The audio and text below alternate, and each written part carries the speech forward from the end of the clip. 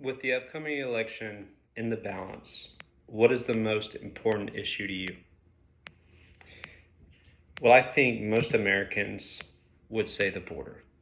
According to the Pew Research Center, in an article titled How Americans View the Border, published on February 15th, 2024, an author wasn't stated, but the article does say that 80% of Americans feel that the border is being mishandled.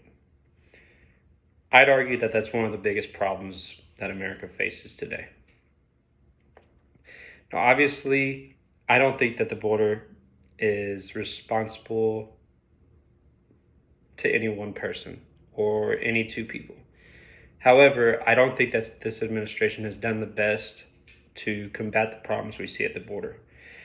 Whether that be the number of crossings, the number of people detained, the number of drugs that are coming across the border.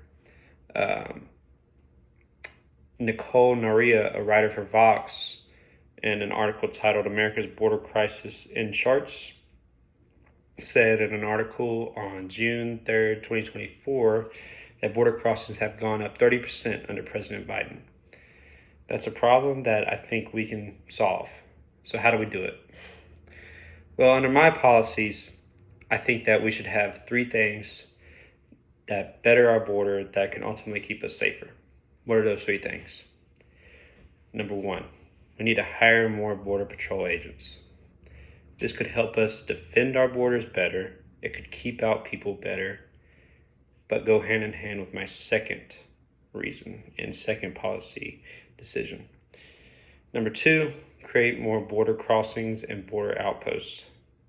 This would be costly, and I do hear the concerns of the American people, which pretty much just say, is it worth the cost? Is it worth the money? Is it worth having our soldiers out in places where there are not many roads, not very many towns? It's hot, it's dry.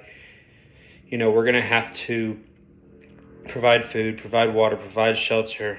But I think ultimately, yes, it will be worth the trade-off, because I think people are seeing where our border is the weakest, and they're exploiting those points. As Sergio Martinez Beltran, who's a writer for the NPR, said in an article titled Despite a Fortified Border, Migrants Will Keep Coming. This was in April 22nd, 2024.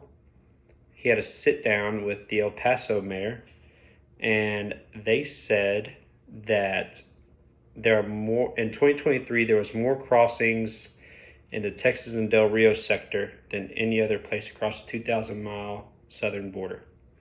That's a problem, and I think with our expansion of the border crossings, I think we can handle that. And that goes hand in hand with what Naran Chalet said in a CNN article. She is a writer for CNN, who said in an article titled, "This is what the crisis at the border looks like," on December 21st, 2024. She was talking to the El Paso mayor, who said there are 20,000 people waiting to cross the American border. And I think number three, I haven't covered number three yet, but number three I think could help the best, but I think there's the most questions about number three. Number three, extended jail times for anybody that's caught. This could overrun our jails. We're going to be putting people in jail that's not citizens of the United States.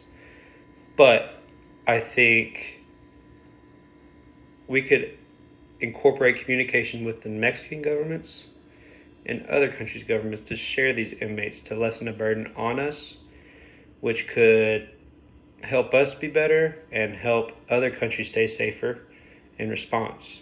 Now, obviously, there is a problem about drugs. Christian Pinochet Paul, who's a writer for the National Immigrant Forum, he had an article titled Illicit Fentanyl and Drug Smuggling at the U.S.-Mexico Border. This was on October 25th, 2023. Said that the Border Patrol seized a total of 241,000 pounds of illicit substances during 2023.